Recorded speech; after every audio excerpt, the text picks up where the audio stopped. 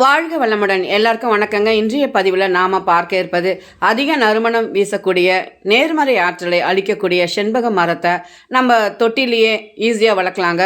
இதுக்கு நர்சரியில் நம்ம செண்பக செடியை எப்படி தேர்ந்தெடுக்கிறது, இதுக்கு என்ன பாட்டிங் மிக்ஸ், அப்புறம் இதுக்கு ஏற்படக்கூடிய நோய் தாக்குதல், பூச்சி தாக்குதல் மற்றும் இந்த செடியினுடைய பயன்களை இந்த பதிவில் நம்ம விரிவாக பார்க்கலாங்க. பதிவுக்கு போகிறதுக்கு முன்னாடி மெட்ராஸ் டெரஸ் கார்டன் சேனலில் புதுசாக பார்க்குறவங்க சப்ஸ்கிரைப் பண்ணிக்கோங்க. வீடியோ முழுமையும் பார்த்து பிடித்திருந்தால் லைக் பண்ணுங்கள், ஷேர் பண்ணுங்கள். இந்த செடியினுடைய தாயகம் இந்தியாங்க. இந்த மேற்கு மலைத்தொடர் காடுகளில் இது அதிகமாக காணப்படுங்க. இதனுடைய தாவரவியல் பெயர் மைக்கேலியா செம்பகா. இது மேக்னோலியேசி குடும்பத்தை சேர்ந்ததுங்க. நீங்கள் தரை தோட்டத்தில் வளர்க்குறீங்கன்னா விதைகள் மூலமாகவோ ஸ்டெம் கட்டிங் மூலமாகவோ இல்லை நர்சரியில் தரை தோட்டத்துக்குன்னு கேட்டாலே அவங்க விற்கிறாங்கங்க. அந்த மாதிரி நீங்கள் தரையில் வளர்க்கலாம். மாடி தோட்டத்தில் தொட்டியில் வளர்க்கும் போது நீங்கள் நர்சரியில் கிராஃப்டட், அதாவது ஒட்டு கட்டின செடி, ஹைப்ரிட் செடின்னு கேட்டு வாங்குங்க. இந்த செடியை நான் கிரீன்லேண்ட் நர்சரி, அதாவது மாதவத்தில் தாங்க வாங்கினேன். 250 ருபீஸ்க்கு வாங்கினேன். சின்ன செடியாக தாங்க வாங்கினேன். இது நல்லா வளர்ந்துருச்சு. இந்த மார்ச் மாதம் தாங்க பூக்க தொடங்கியது. இந்த செடி நல்லா பெருசாக வளர அதிகமாக பூக்கள் பூக்கும். நர்சரியிலேருந்து நீங்கள் செடியை வாங்கின அன்னைக்கே ரீபாட் செய்யக்கூடாதுங்க. ஏன்னா எந்த நர்சரியிலையுமே அவங்க உருவாக்குறது கிடையாது. இந்த செடியை வேறு மாநிலத்திலேருந்து தான் வாங்கிட்டு வரும்போது அந்த செடி ஸ்ட்ரெஸ் ஆகும். அதனால் 3லேருந்து 4 நாள் நிழலில் வைங்க. அதுக்கப்புறமா மாலை நேரத்தில் நீங்கள் அந்த செடியை ரீபாட் பண்ணலாம். நர்சரியில் செடியை வாங்கும்போது நல்லா மெச்சூர்டு செடியாக பார்த்து வாங்குங்க. கொஞ்சம் மொட்டுக்களோடு இருக்க செடியை வாங்குங்க. அப்புறமா 4வது நாள் நீங்கள் சாயந்தரமாக இதை ரீபாட் செய்யுங்க. ரீபாட் பண்ணும்போது அந்த செடிகளுக்கு ரூட் ஷாக் ஏற்படும். அதனால் நீங்கள் எப்சம் சால்ட் 1 டீஸ்பூன் 1 லிட்டர் தண்ணியில் கலந்து அந்த மண்ணுலேயும் ஊற்றுங்க, செடிகள் மேலேயும் ஸ்ப்ரே பண்ணிவிட்டு நிழலில் தாங்க வைக்கணும். ஒரு வாரம் இல்லை 2 வாரத்துக்கு வைக்கணும். அதுக்கப்புறமா படிப்படியாக வெயிலில் வைக்கணும். ஆனால் இந்த செடி வறட்சியே தாங்காதுங்க. அதனால் ஒரு 2லேருந்து 3 மணி நேரம் வெயில் படுற இடத்துலையே வளர்க்கலாம். அப்புறமா நீங்கள் இந்த செடி வாங்கும்போது கொஞ்சம் மொட்டுக்கள் இருக்கிற செடியாக வாங்கிக்கோங்க. நீங்கள் ரீபாட் பண்ணும்போது அந்த ஒட்டு கட்டிய இந்த பாகத்தை நீங்கள் மண்ணுக்கு மேலே தாங்க வைக்கணும். அந்த மண்ணுக்குள்ளே அதை போட்டு மூடிடாதீங்க. அப்புறம் அதில் ஃபங்கஸ் டிசீஸ் அந்த செடியானது வாடி போயிடும். அப்புறம் பூக்களோடு நீங்கள் அந்த செடியை வாங்கினீங்கன்னா முதல்ல அந்த பூக்கள் எல்லாத்தையுமே கட் பண்ணிவிடுங்க. ஒரு 6 மாதத்துக்கு பூக்க விடாதீங்க. ஏன்னா பூக்கள் அதிகமாக பூத்துருச்சுன்னா அந்த சத்துக்கள் எல்லாம் செடிக்கு அந்த பூக்களுக்கு தான் போகுமே தவிர செடியில் அந்த இலைகளுக்கு மற்ற கிளைகள்லாம் வராது. அதனால் ஒரு 6 மாதத்துக்கு பூக்க விடாதீங்க. செடி நல்லா பெருசாக வந்த அப்புறமா பூக்க விடலாம். இந்த செடி வறட்சியை தாங்காது. நான் ஏற்கனவே சொல்லியிருக்கேங்க. இது மழை வளமும் நீர் வளமும் உள்ள பகுதியில் ரொம்ப நல்லா வளருங்க. இதுக்கு மண் கலவைன்னு பார்த்தீங்கன்னா இது அசிடிக் சாயிலில் தான் வளரும். அதனால இதுக்கு கண்டிப்பாக ஆற்று மணல் 1 பங்கு எடுத்துக்கோங்க. 1 பங்கு கொக்கோபீட், 1 பங்கு தொழு உரம், 1 பங்கு தோட்டத்து மண் இல்லைன்னா செம்மண். கண்டிப்பாக நீங்கள் இதுக்கு வேப்பம் புண்ணாக்கு போடணுங்க. ஏன்னா இதுக்கு கொஞ்சம் இந்த வேர் அழுகல் நோய் அதிகமாக வரும். அதனால் ஒரு 2 கைப்பிடி வேப்பம் புண்ணாக்கை நீங்கள் அதில் சேர்த்துருங்க. 1 டீஸ்பூன் சுண்ணாம்பு, இலை மக்கு உரம் இருந்துச்சுன்னா கூட ஒரு கைப்பிடி போடுங்க. இந்த வேர்ப்புழு தாக்குதல் ஏற்படாது. நீங்கள் இந்த மண் கலவையிலேயே ஒரு 2 டீஸ்பூன் போன் மீல் அப்படின்னா ராக் பாஸ்பேட்டு கலந்துருங்க. ஏன்னா இந்த போன் மீலும் ராக் பாஸ்பேட்டுமே ஸ்லோ ரிலீஸ் ஃபர்டிலைசர். கொஞ்சம் கொஞ்சமாக அந்த சத்துக்கள் அந்த செடிகளுக்கு போயிட்டே இருக்கோங்க. அடுத்தது இருக்குது பாட் சைஸ்ன்னு பார்த்தீங்கன்னா நர்சரியில் 12 இன்ச் பாட் போதும்னாங்க. பட் நீங்கள் 15 இன்ச் பாட் அப்படின்னா 18 இன்ச் பாட்டில் வைங்க. ஏன்னா செடி நல்லா அந்த வேர் வளர்ச்சியும் இருக்கும், நல்லா செடி நல்லா பெருசாகவும் வளரும். அடுத்ததாக இதுக்கு தண்ணி ஊற்றுறதுன்னு பார்த்தீங்கன்னா மண் ஈரப்பதம் இருந்துகிட்டே இருக்கணுங்க. ஏற்கனவே சொல்லியிருக்க இல்லைங்களா, இது வறட்சியே தாங்காது. தண்ணி தேங்கக்கூடாது. ஆனால் கோடை காலத்தில் காலையிலையும் மாலையிலையும் தண்ணி கண்டிப்பாக ஊற்றுனாங்க. குளிர்காலத்தில் மண்ணுடைய ஈரப்பதத்தை பார்த்து அந்த விரலால் நீங்கள் டச் பண்ணி பார்த்தீங்கன்னா ஈரம் இருந்ததுன்னா ஊற்றாதீங்க, ஈரம் இல்லைன்னா ஊற்றலாம். அப்புறம் அந்த ஒட்டு கட்டின பாகம் இருக்கு இல்லைங்களா, அதில் தண்ணிலாம் படக்கூடாதுங்க. தண்ணி பட்டுச்சுன்னா அதில் ஃபங்கஸ் அட்டாக் வந்துடும். அப்புறம் உரம்னு பார்த்தீங்கன்னா கண்டிப்பாக இதுக்கு வேப்பம் புண்ணாக்கு 15 நாளைக்கு ஒரு தடவை நீங்கள் போட்டுகிட்டே தாங்க இருக்கணும். காரணம் இந்த செடிக்கு பட்டுப்புழு தாக்குதல் அதிகமாக ஏற்படும்.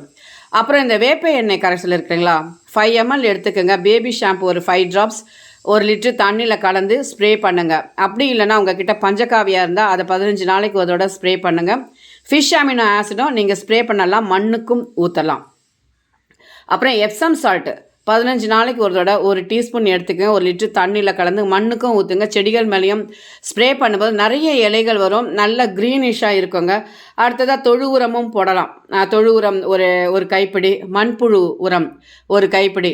கொஞ்சம் இதுக்கு வந்து சத்துக்கள் அதிகமாக தேவைப்படக்கூடிய ஒரு செடிங்க, அதாவது ஹெவி ஃபீடர் இது. ஸோ எல்லா உரமுமே நீங்கள் அடிக்கடி ஒரு 15 நாளைக்கு ஒரு தடவை போட்டுகிட்டே வாங்க. கெமிக்கல் ஃபர்டிலைசர் யூஸ் பண்ணாதீங்க. பூக்கள் நிறைய வரும், ஆனால் நிறைய பூக்கள் பூத்துட்டு அந்த செடிகள் வந்து வாடி போயிடுறதுக்கும் காரணமாகிடும். ஏன்னா மண் வந்து அசிடிக் தன்மையிலேருந்து ஆல்கலைன் தன்மைக்கு போகும்போது அந்த செடி நல்லா வளராது. அதனால ஆர்கானிக் மெத்தட்லேயே வளர பாருங்கள். அடுத்ததாக ரொம்ப முக்கியமாக இந்த செடிக்கு ஏற்படக்கூடிய நோய் தாக்குதல், பூச்சி தாக்குதலை நம்ம பார்க்கலாங்க. இலைகள் எல்லாம் இந்த ப்ரௌன் கலரில் புள்ளிகள், அந்த ஸ்பாட் மாதிரி இருந்துச்சுன்னா ஒன்று ஓவர் வாட்டரிங்காக இருக்கணும், இல்லைன்னா தண்ணி பற்றாக்குறையினாலையும் ஏற்படும்.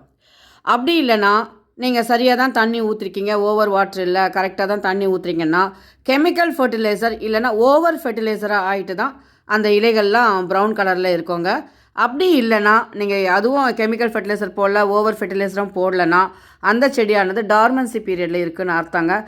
அந்த டைமில் எந்த ஃபர்டிலைசரும் போடாதீங்க, வெறும் தண்ணி மாத்திரம் அளவாக ஊற்றுங்க போதும். அடுத்ததாக இந்த இலைகள் எல்லாம் மஞ்சள் இல்லைன்னா பிளாக் ஸ்பாட்ஸ் இருந்துச்சுன்னா இதுக்கு வந்து கண்டிப்பாக ஃபங்கஸ் அட்டாக் ஏற்பட்டிருக்குன்னு அர்த்தங்க. அதுக்கு என்ன பண்ணுங்கள், அந்த பாதிக்கப்பட்ட இலை எல்லாத்தையும் கட் பண்ணிவிடுங்க. கட் பண்ணிவிட்டு பால் இருந்ததுன்னா பச்சை பால் எடுத்துக்கோங்க, 1 பங்கு 9 மடங்கு தண்ணியை ஊற்றிட்டு அந்த செடி மேலே ஸ்ப்ரே பண்ணுங்க. சரிங்களா?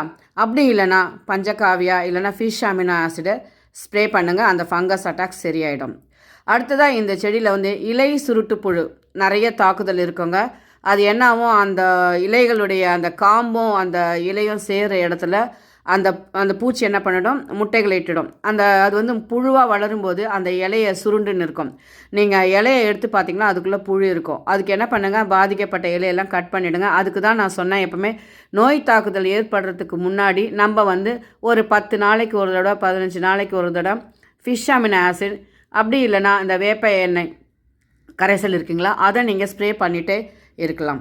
அடுத்ததாக மிக முக்கியமான ஒரு பூச்சி தாக்குதலுங்க. இந்த பூச்சி தாக்குதல் ஏற்பட்டால் அந்த செடியை ரொம்ப அதிகமாகிடுச்சுன்னா அந்த செடியை வாடி போயிடும். அதுதாங்க ஸ்கேல் இன்செக்ட், அதாவது செதில் பூச்சி. இது வந்து ஒரு செம்மண் கலரில் இருக்கும், கொஞ்சம் எல்லோ கலரில் இருக்கும். இது வந்து மாவு பூச்சியோட ஸ்பீஷியஸ் தாங்க. இது எங்கே இருக்குன்னா அந்த செடிகளுடைய தண்டுகள் எல்லாம் இருக்கும், இலைகளுடைய பின்பக்கம்லாம் இருக்கும். இது என்ன பண்ணனா சாறுகளை, அந்த செடிகளுடைய சத்துக்கள் எல்லாம் உறிஞ்சிட்டே வரும். அதனால் உறிஞ்சிட்டே வரும்போது அந்த செடிகளுக்கு சத்துக்கள் இல்லாமல் அது அப்படி அந்த தண்டுகள் எல்லாம் அப்படியே கருப்பாகி அந்த செடியை வாடி போயிடும். ஸோ அதனால் நீங்கள் ஸ்டார்டிங்லேயே நீங்கள் இந்த செடியை கொஞ்சம் கவனிச்சிட்டே இருக்கிறாங்க. அப்போ ஆரம்ப நிலையிலேயே நீங்கள் என்ன பண்ணுங்கள், இந்த சோற்று கற்றாழை இருக்குது இல்லைங்களா, ஆலோவேரா, அதை அந்த இலையை நீங்கள் கட் பண்ணிவிட்டு அந்த ஒரு ஃப்ளஷியாக இருக்கு இல்லைங்களா, அதை எடுத்து அந்த தண்டுகள் மேலெல்லாம் நல்லா தடவி விடுங்க. அந்த இலைகள் மேலேயும் தடவுங்க. எங்கெங்கே இந்த பூச்சிகள் இருக்கோ அங்கெல்லாம் தடவி விடுங்க. இலைகளில் அதிக அளவில் இருந்தால் இலையெல்லாம் கட் பண்ணிவிடுங்க. அப்படி இல்லைன்னா எலுமிச்சை தோல் இருக்கு இல்லைங்களா, அதை கூட அந்த பூச்சிகள் மேலே அப்படியே தடவிட்டு ஒரு 2 நாள் நீங்கள் தடவி விட்டிங்கனாலே அந்த பூச்சிகள் எல்லாம் சரியாயிடும். ஆனால் இந்த செடியை பொறுத்த வரைக்கும் இந்த ஹார்ட் ப்ரூனிங்கிறது நீங்கள் செய்யவே கூடாதுங்க, லைட் ப்ரூனிங் தான் செய்யணும்.